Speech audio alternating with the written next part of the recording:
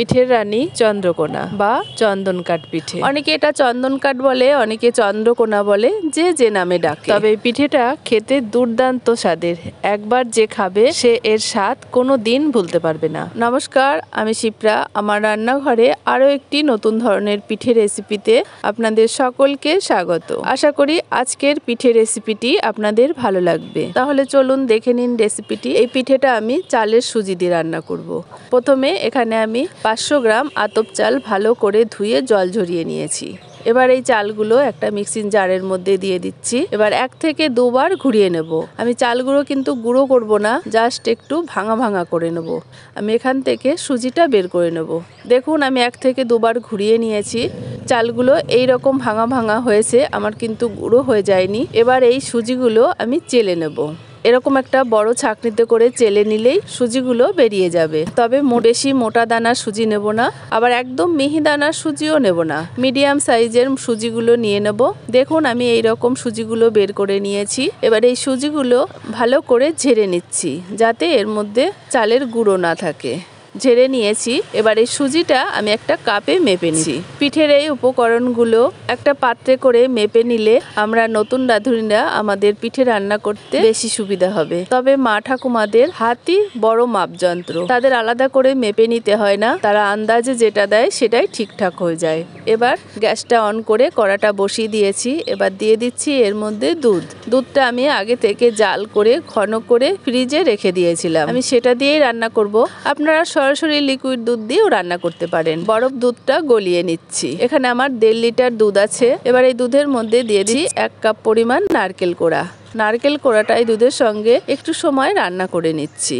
রান্না করে নিয়েছি। এবার এর মধ্যে এই সুজিটা আস্তে আস্তে দিয়ে দিচ্ছি। একবারে দিয়ে দেওয়া যাবে না, তাহলে সুজিগুলো ডেলা পাকিয়ে যাবে।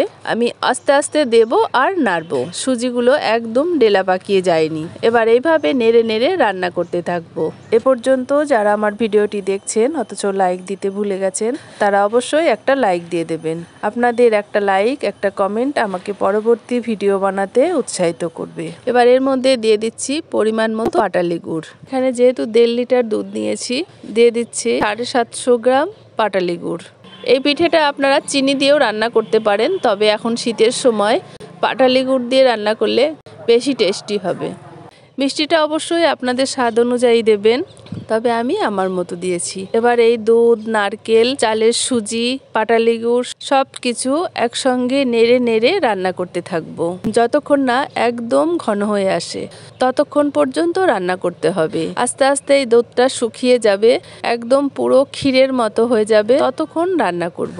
তবে নাড়া কিন্তু বন্ধ দেওয়া যাবে না, যেহেতু আতপ চালের সুজি তলাতে লেগে যেতে পারে। কোনো অবস্থাতেই তলাতে লেগে যাওয়া যাবে না, তাহলে পিঠের স্বাদটাই নষ্ট হয়ে যাবে। এবার একটা থালাতে একটু ঘি মাখিয়ে নিচ্ছি। আজকে আমার চ্যানেলে নতুন হয়ে থাকলে চ্যানেলটিকে সাবস্ক্রাইব করে পাশে থাকা বেল আইকনটি অন করে রাখুন, তাহলে আমি যখনই কোনো নতুন রেসিপি দেব আপনারা আপনাদের সুবিধা মতো দেখে নেবেন। আর লাইক কমেন্ট করে মতামত জানাবেন। আর যদি আমার ভিডিওটি ফেসবুক পেজ থেকে দেখে থাকেন, তাহলে লাইক, শেয়ার, কমেন্ট এবং পেজটিকে ফলো করে নেওয়ার অনুরোধ রইল।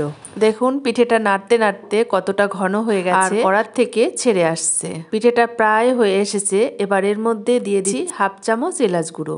এলাচ গুঁড়োটা কিন্তু অবশ্যই দিতে হবে, তাহলে পিঠের স্বাদও বেশি হবে আর সুন্দর একটা সেন্ট হবে।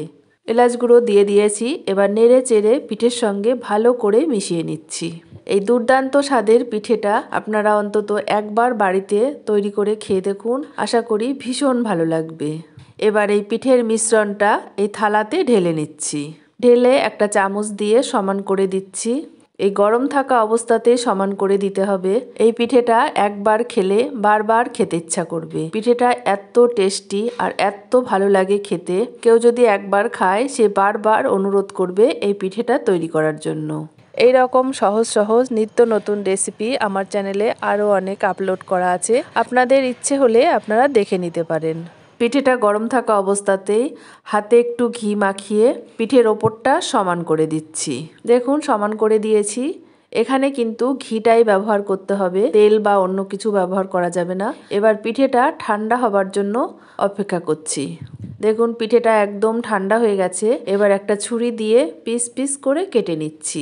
এটা আমি আমার মতো কাটছি, আপনারা আপনাদের পছন্দ মতো শেপে কেটে নিতে পারেন। এই পিঠেটার এত স্বাদ, যে একবার খাবে সে বারবার এই পিঠেটা খাওয়ার জন্য অনুরোধ করবে। আপনারাও একদিন চন্দ্রকোনা বা চন্দন কাঠ পিঠে বাড়িতে তৈরি করলে আমাকে কমেন্ট করে জানাবেন আপনাদের এই পিঠেটা কেমন লেগেছে খেতে। আজকের এই সহজ পদ্ধতিতে চন্দ্রকোনা বা চন্দন কাঠ পিঠের রেসিপিটি আপনাদের কেমন লাগলো অবশ্যই কমেন্ট করে জানাবেন। আর আমার পেজে বা চ্যানেলে নতুন হয়ে থাকলে পেজটিকে ফলো, চ্যানেলটিকে সাবস্ক্রাইব করে নেওয়ার অনুরোধ রইল। পিঠেটা খাবার জন্য একদম রেডি হয়ে গেছে। দেখুন কত সুন্দর পিঠেটা তৈরি হয়ে গেছে, কতটা লোভনীয় হয়েছে, দেখেই খেতে ইচ্ছা করছে।